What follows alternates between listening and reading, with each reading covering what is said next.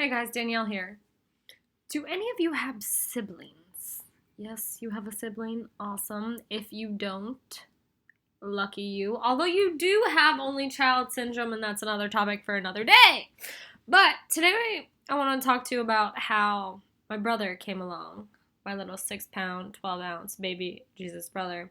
It really just changed my life. So I was 2.5 years old, and my mom had a room. It was the master bedroom, and then a little room, and then the whole house, and then the garage, and then another room. And I used to sleep right next to my mom, right? I was my mom's little princess, and I got the boob, and I got the boob whenever I wanted the boob. So my brother comes along, and he gets the room, and he gets the boob. So I'm put all the way on the other side of the house. I'm 2.5 years old, mind you. And I don't really recall a lot of that, but I recall, being older, and I was scared of everything. So, I was scared of the garage, which was right outside my door.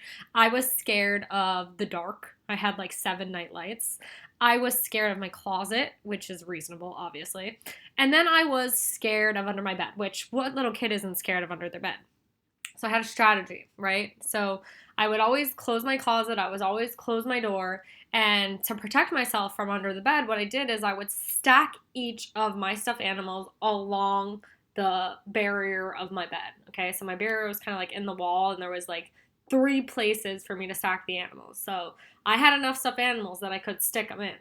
And what would happen is anytime, if they moved during the night, I would get all scared and I would put them back because that meant that the monsters could get up from the bed. Otherwise, I was totally and completely protected from the monsters by just having my stuffed animals, right, controlled on the bed. So one night, I get real scared and, I run into my mom's room and oh my God, what a mistake that was. I did what no child wants to do, and I caught my parents doing it, only they were in the blankets together. So I just kind of saw a big thing. I didn't know what it was. I thought it was a monster.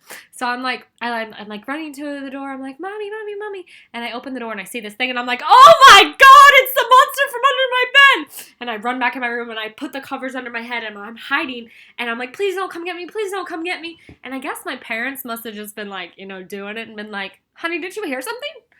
Did you? And nobody came to check on me, no nothing. So after a while, I guess I go back to sleep and nobody mentions it, so I never mention it.